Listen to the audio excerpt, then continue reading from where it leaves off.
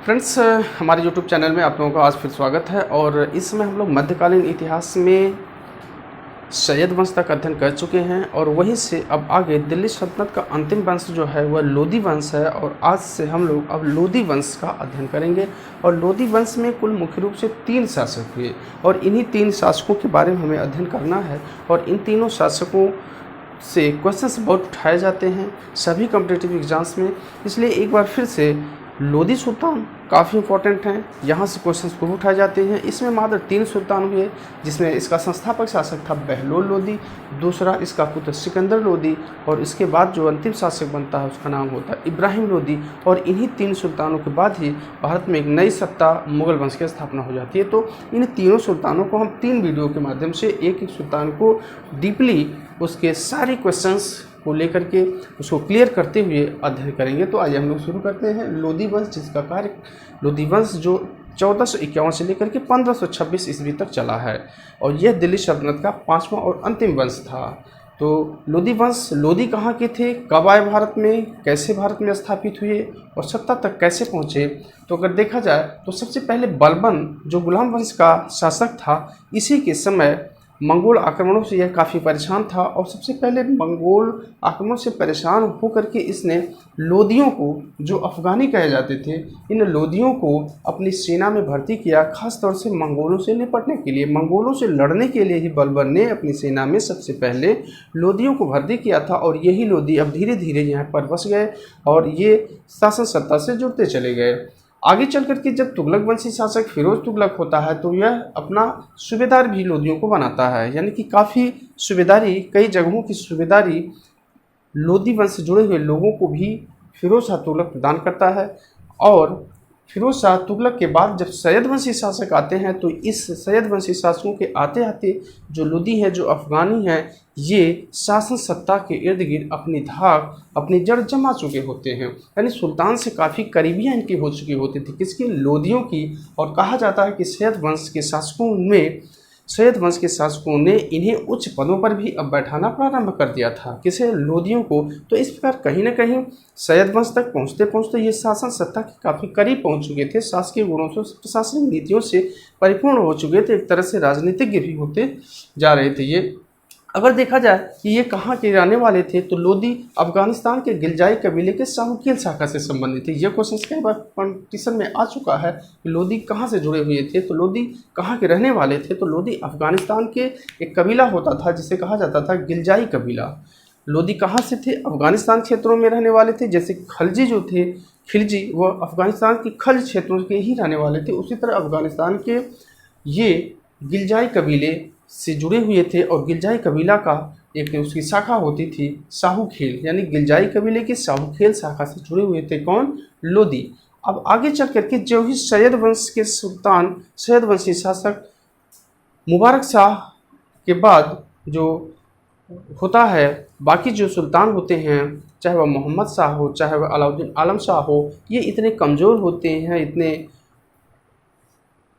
शासन सत्ता से काफ़ी अनभिज्ञ होते हैं कि लास्ट में जाकर के इसी बहलोल लोदी को, जो उत्तर पश्चिमी सीमाओं पर गया हुआ था खोखरों के विद्रोह के दमन हेतु, वह वहीं रह जाता है।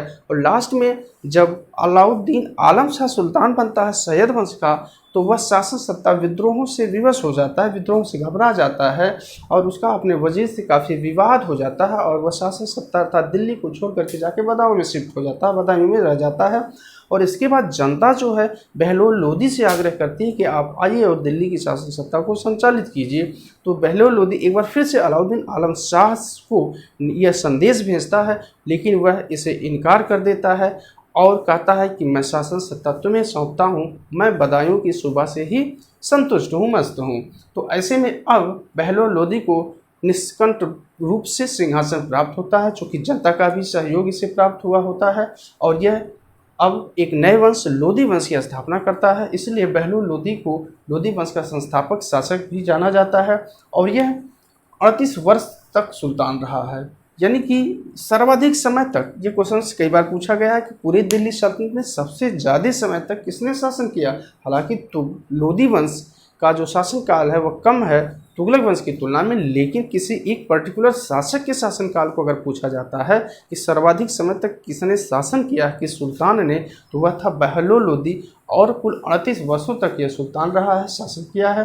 लेकिन इसके स्वभाव के बारे में बताया जाता है कि यह बहुत ही उदार धार्मिक स्वभाव का व्यक्ति था और यह सहिष्णुता की नीति पर चलने वाला व्यक्ति था। अब हम ये इसके यानी कि लोदियों की शासन सत्ता को प्राप्त करने का जो समय था उसको हमने देखा, कहाँ से आए थे, कैसे कैसे किस सुल्तान के समय में कैसे एडजस्ट हुए, इन चीज़ों को देखा। लेकिन अब हम देखेंगे जो बहलोल लोदी है, जो सुल्तान यानी कि बनता है, शासन सत्ता को ग्रहण करता है, इसकी नीतियाँ कैसी थी, ये किन नीतियों से शासन सत्ता का संचालन प्रारंभ कर रहा है। तो यहाँ पर एक बहुत ही अलग चीज़ दिखाई देती है कि राजा यानी राजा के पद को स्वीकार नहीं करता है। कहने का मतलब सुल्तान तो बनता है लेकिन अपने को कभी राजा नहीं मानता है, बल्कि ये कहता है कि सभी लोग समान हैं। जितने भी अफ़गान सरदार हैं, जितने भी अफ़गानी हैं, जितने भी लोदी लोग हैं, सभी एक समान हैं और सभी एक दूसरे को मलिक कह करके पुकारते थे। सभी एक दूसरे को मलिक कह करके पुकारते थे। कहा जाता है, विद्वानों का विचार है कि ये कभी राज सत्ता पर नहीं बैठता था। और इसका सिद्धांत क्या था, इसकी नीतियाँ कैसी थी तो इसका सिद्धांत बंधुत्व सिद्धांत था, उदारता की नीति थी। यानी कि सभी अमीरों के साथ, सभी अफ़गानी सरदारों के साथ एक समानता की नीति को ये लेकर के चल रहा था। सबको एक समान समझता था, उसमें से अपने को ये राजा नहीं मानता था और सबको मलिक कह कर एक दूसरे को लोग पुकारते थे। और स्वयं भी इन्हीं अमीरों, इन्हीं तुर्क सरदारों के साथ स्वयं भी कालीन पर बैठ कर के ही यह सिंहासन छोड़ करके कालीन पर बैठ कर ही यह प्रशासन को चला रहा था। कौन? बहलोल लोदी, ताकि कोई भी सरदार, कोई भी अमीर, कोई भी उलेमा वर्ग का व्यक्ति इससे कहीं नाराज़ न हो जाए। और इसीलिए इसने सिंहासन त्याग करके कालीन पर बैठ करके अफ़गानों के साथ ही एक समकक्ष के रूप में बैठ करके यह प्रशासन करता था। इसलिए कहा गया, यह अपने फरमानों में अमीरों को मसनद ए आली यानी एक सम्मानजनक शब्द के साथ पुकारता था। अमीरों को किसे, उन्हीं के साथ बैठता था। कहाँ पर? कालीन पर, सिंहासन पर नहीं बैठा है। क्वेश्चन कई बार पूछा गया कि कौन सुल्तान सिंहासन पर नहीं बैठ करके अपने सरदारों, अपने अमीरों के साथ ही कालीन पर बैठकर प्रशासन चलाता था, तो वह था बहलोल लोदी। और इन्हें एक दूसरे को, ये जो अफ़गान थे, ये जो सरदार हुआ करते थे, लोदी जो हुआ करते, तो एक दूसरे को मलिक कहकर पुकारते थे तथा बहलोल लोदी अपने अमीरों को मसनद आली कह करके पुकारता था। यानी कि अगर कोई सरदार, कोई तुर्क, कोई अफ़गानी व्यक्ति, कोई अमीर इससे नाराज़ हो जाता था तो वह तुरंत उसके पास जाकर के नाराज़गी का कारण पूछता था कि आप हमसे कौन सी खता हुई, कौन सी गलती हो गई, आप इतने नाराज़ क्यों हैं। कभी कभी तो वो अपने पगड़ी को उतार करके सरदार के सर पर रख देता था कि ऐसी कौन सी गलती हुई है कि आप हमसे नाराज़ हैं। कहा गया कि इसकी उदारता इतनी ज़्यादा थी कि लोग इसको काफ़ी मानने लगे थे, काफ़ी स्नेह करने लगे थे और अमीरों तथा सरदारों में यह काफ़ी लोकप्रिय होने लगा था, चूँकि यह अपनी बंधुता तथा समानतावादी नीतियों के आधार पर चल रहा था। समानतावादी नीतियों को यह लेकर के चल रहा था। और कहा गया कि यह इतना सहिष्णु सुल्तान था कि इसके अंदर किसी भी धर्म के प्रति कट्टरता नहीं थी और इसीलिए यह सहिष्णुता का परिचय ये मिलता है कि यह अपने सरदारों में कई हिंदू सरदारों को भी बनाया था, उन्हें उच्च पद प्रदान किया था। चाहे हिंदू सरदारों में राय प्रताप सिंह, राय करण सिंह, राय नरसिंह तथा राय त्रिलोक सिंह, राय त्रिलोक चंद तथा राय दादू नाम के ये इसके हिंदू सरदार हुआ करते थे। राय प्रताप सिंह, राय नरिहर सिंह, राय करण सिंह और राय त्रिलोक चंद तथा राय दादू, ये लोग जो थे ये हिंदू वर्ग से जुड़े हुए बहलोल लोदी के सरदार हुआ करते थे।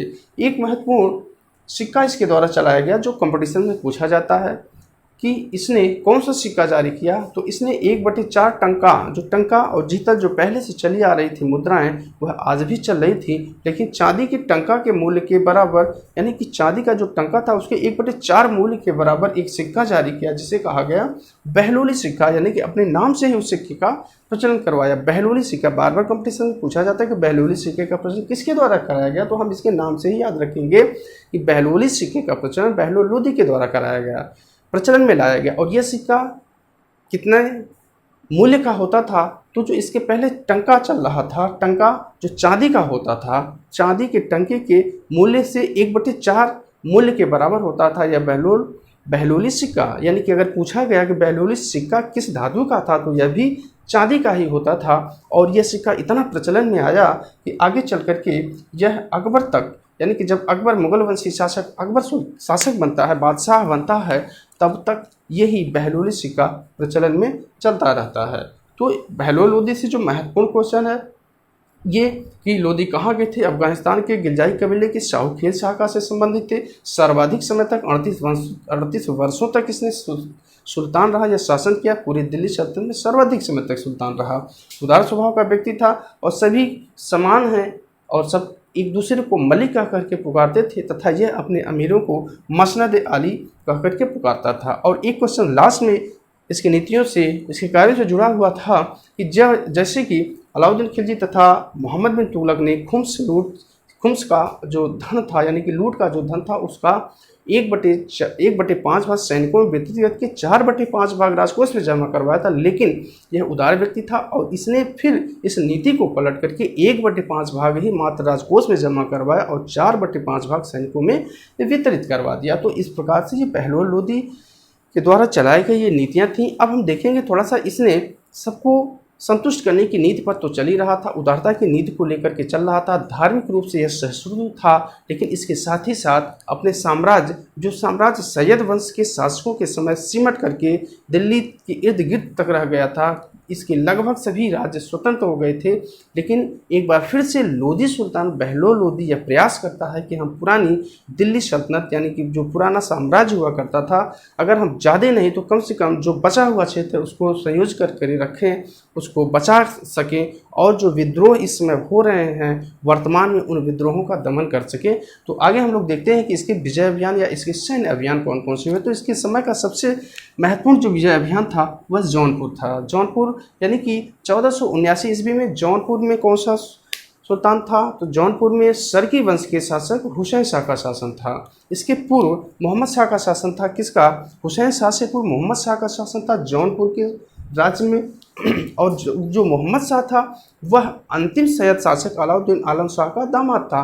इसलिए जब अलाउद्दीन आलम शाह बदायूं चला जाता है दिल्ली की सत्ता छोड़ करके, तो एक बार यही सरकी शासक मोहम्मद शाह फिर से दिल्ली को अपना समझता है, यानी कि दिल्ली पर अपना आधिपत्य समझता, चूँकि सुल्तान का यह दामाद होता है। इसलिए एक बार फिर से मोहम्मद शाह की मृत्यु के बाद उसका जो उत्तराधिकारी होता है हुसैन शाह, और दूसरी तरफ दिल्ली के सुल्तान बहलोल लोदी के बीच कहीं न कहीं वह संघर्ष पुनः आगे भी जारी रहता है। यानी कि सरकी शासकों से दिल्ली के सुल्तानों से संघर्ष पहले से चलता चला आ रहा था, चूँकि फिरोज शाह तुगलक के समय ही सरकी वंश की स्थापना जौनपुर में स्थापित हो चुकी थी। और आगे चल करके अब बहलोल लोदी के समय में चूँकि जौनपुर पूरी तरह से स्वतंत्र हो चुका था, सरकी सुल्तान स्वतंत्र हो चुके थे दिल्ली सल्तनत से, और इसे अभी भी बहलोल लोदी से इसका सीधा मुकाबला हुआ। और 1479 ईस्वी में इसने, यानी कि बहलोल लोदी ने हुसैन शाह पराजित करके एक बार फिर से जौनपुर को, जो सरकी सुल्तानों के आधिपत्य में था, पुनः दिल्ली सल्तनत में मिलाया था। तो ये बहुत ही इंपॉर्टेंट होता है। वही जौनपुर जो फिरोज शाह तुगलक के बाद अपने को स्वतंत्र कर लिया था, एक बार बहलोल लोदी की ये बहुत बड़ी उपलब्धि होती है कि यह उसको विजिट करके एक बार पुनः दिल्ली सल्तनत में मिला लेता है और यहाँ का सूबेदार अपने पुत्र बारबक शाह को बनाता है। यानी कि जौनपुर में जो सरकी वंश था उसे समाप्त करके अब बहलोल लोदी अपने साम्राज्य में मिला लेता है और वहाँ का जो सूबेदार होता है वह अपने पुत्र बारबक शाह को बना देता है। अगला जो राज्य होता है जौनपुर के बाद का जो राज्य होता है वह मुल्तान होता है। यहाँ पर वह 1468-69 ईस्वी में आक्रमण करता है मुल्तान पर, और यहाँ लंगाओं के जो शासन होते हैं, लंगा नामक लोग होते हैं, उनका शासन प्रशासन चलता है और वे बहलोल लोदी के विरुद्ध विद्रोह कर देते हैं। और इन विद्रोहों के दमन हेतु वहाँ पर पहुँचता है और वहाँ पर रोह के अफगान, यानी कि रोह नामक स्थान, रोह नामक एरिया होती है, वहाँ से कुछ अफगानी इसे प्राप्त होते हैं और उन अफगानियों को यह अपनी सेना में भर्ती कर लेता है। तो किस अभियान के समय रोह के अफगानियों के अपनी सेना में भर्ती कर लेता है, तो वह था मुल्तान जो उसमें उत्तर पश्चिमी सीमा पर पड़ता था। अगला होता है मालवा में गयासुद्दीन खिलजी नाम का व्यक्ति होता था। तो मालवा एक छोटा सा राज्य उसमें हुआ करता था। मालवा के शासक को भी पराजित करके उसे दिल्ली सल्तनत में मिला लेता है और इसी मुल्तान तथा मालवा विजय के समय ही हुसैन शाह सरकी सरकी वंश का संस्थापक जो था इसका और बहलोल लोदी का एक लंबा संघर्ष चला था। और आगे चल करके इसकी जो अंतिम विजय होती है वह ग्वालियर विजय होती है, जो 1486 ईस्वी में होती है। यहाँ का जो शासक होता है ग्वालियर जो होता था वह राजस्थान, जो वर्तमान में राजस्थान है, राजस्थान के राजपूताना किलों में से ये प्रमुख होता था ग्वालियर। तो ग्वालियर विजय के लिए यह 1486-87 ईस्वी में प्रस्थान करता है, यानी 1486 से 87 ईस्वी के बीच ग्वालियर को भी यह विजिट कर लेता है। यहाँ का जो सूबेदार, यहाँ का जो शासक होता है वह कीर्ति सिंह होता है, रायकरण सिंह या कीर्ति सिंह, इसका दो नाम होता है, कीर्ति सिंह या रायकरण सिंह। यह यहाँ का शासक होता है, सुल्तान होता है। और इसी ग्वालियर विजय को प्राप्त कर लेता है, ग्वालियर के किले को यह जीत लेता है और उसे अपने साम्राज्य में तो मिला लेता है। लेकिन इसी ग्वालियर विजय को करके जब यह दिल्ली वापस लौट रहा था तो उसी समय 12 जून 1489 ईस्वी को एक भयंकर गर्मी का मौसम था, दिन था, और वहीं पर इसे लू लग जाने के कारण ही 1489 ईस्वी में बहलोल लोदी की मृत्यु हो जाती है। तो ये क्वेश्चन कई बार कंपटीशन पूछा गया है कि किस विजय अभियान के समय बहलोल लोदी की तबीयत खराब होने से या किस विजय अभियान के समय बहलोल लोदी की मृत्यु होती है, तो वह था ग्वालियर विजय। 1486-87 ईस्वी में ग्वालियर विजय करके वह जब लौट रहा था दिल्ली के लिए तो रास्ते में लू लगने के कारण ही उसकी मृत्यु हो जाती है। लास्ट में देखा जाता है कि अब यहीं पर इसकी विजय अभियान बहुत ज़्यादा तो नहीं हो सके, लेकिन कहीं ना कहीं ये सबको संतुष्ट करने की नीतियों को लेकर के चल रहा था, सहिष्णुता की नीति पर चल रहा था, बंधुत्व सिद्धांत की नीति पर चल रहा था, समानता की नीति पर चल रहा था। और लास्ट में इन्हीं नीतियों के से प्रभावित होकर कहा गया था कि अपनी विजय करता हुआ अपने बीच में ही वह अपने साम्राज्य का बंटवारा कर दिया था, अपने साम्राज्य का वो बंटवारा कर दिया था। चूँकि साम्राज्य थोड़ा सा विस्तृत हो चुका था और इसके कई पुत्र थे, जिसमें से 4 से 5 पुत्रों का विवरण प्राप्त होता है और इन्हीं पुत्रों को ही अलग अलग सूबों का सूबेदार बना दिया होता है, जिसमें सबसे महत्वपूर्ण होता है बारबक खां या बारबक शाह, जो जौनपुर का बारबक खां जो जौनपुर का सूबेदार बनाया जाता है। और दूसरा इसका जो पुत्र होता है शेख मोहम्मदपुर का, यह बहराइच का सूबेदार बनाया जाता है। यानी कि जौनपुर का बारबक शाह और शेख मोहम्मदपुर का जो यह बहराइच का सूबेदार बनाया जाता है। और मुबारक खां लुहानी जो है यह कड़ा मानिकपुर, चूँकि कड़ा मानिकपुर जो खिलजी वंश से समय से ही एक महत्वपूर्ण सूबा हुआ करता था, तो वही कड़ा मानिकपुर का सूबेदार इस समय जो है कि बहलोल लोदी ने मुबारक खां नुहानी को बनाता है। तथा इसका एक और महत्वपूर्ण खाने जहाँ लोदी इसका पुत्र होता है, खाने जहाँ लोदी को यह बदायूं का सूबेदार बना देता है। तथा सबसे महत्वपूर्ण इसका जो पुत्र है होता है सिकंदर लोदी, जो निजाम खां के नाम से प्रसिद्ध था। सिकंदर लोदी किस नाम से प्रसिद्ध था? निजाम खां के नाम से प्रसिद्ध था। और इससे जो है कि पंजाब एवं दिल्ली के क्षेत्रों का सूबेदार बना देता है और आगे चल करके इसे सिकंदर लोदी को ही अपना उत्तराधिकारी घोषित कर देता है। तो इस प्रकार इसके द्वारा की गई ये महत्वपूर्ण विजय जो काफ़ी परीक्षाओं में पूछी जाती हैं, जौनपुर का विजय, मुल्तान तथा मालवा की विजय और ग्वालियर की विजय। जौनपुर की विजय इसलिए प्रसिद्ध है चूँकि इसको पूरी तरह से एक बार फिर से दिल्ली सल्तनत में यह मिला लेता है। और दूसरी जो ग्वालियर की विजय है, ग्वालियर विजय के समय ही इसकी तबीयत खराब होने से इसकी मृत्यु हो जाती है और अंत में अपने साम्राज्य का अपने पुत्रों में बंटवारा कर देता है तथा अपने पुत्र जिससे काफ़ी प्रभावित होता था, जिसका नाम था सिकंदर लोदी और जिसका उपनाम था निजाम खां, इसे अपना अधिकारी घोषित कर देता है। और इसके बाद सिकंदर लोदी इस वंश का बहुत ही प्रसिद्ध शासक सिद्ध होता है। तो अगली वीडियो में अब हम पढ़ेंगे लोदी वंश के दूसरे सुल्तान, दूसरे शासक सिकंदर लोदी के बारे में। अब हम अगली वीडियो में इसको पढ़ते हैं। तब तक आप हमारे चैनल से बने रहें, हमारे प्लेलिस्ट में जाकर के सारी वीडियो को आप देखें। वहाँ से आप प्रैक्टिस सेट, इतिहास विषय पर प्रैक्टिस सेट, चाहे वह टीजीटी, पीजीटी, प्रवक्ता, गवर्नमेंट डिग्री कॉलेज या सुपर टेट आदि सभी परीक्षाओं से जुड़े हुए इंपॉर्टेंट क्वेश्चंस प्रैक्टिस सेट के रूप में हैं तथा समान अध्ययन के प्रश्न हैं, इंग्लिश विषय के हैं तथा बाकी विषयों के जो प्रैक्टिस सेट हैं, जो प्रश्न हैं, जो क्लासें हैं, वह जल्द ही हमारे चैनल पर आने वाली हैं। तो आप प्ले लिस्ट में जाकर के बाकी विषय, बाकी टॉपिक से लेक्चर को आप देख सकते हैं। तो अगली वीडियो में हम सिकंदर लोदी के साथ फिर मिलते हैं। तब तक के लिए आप लाइक करें, शेयर करें। ओके।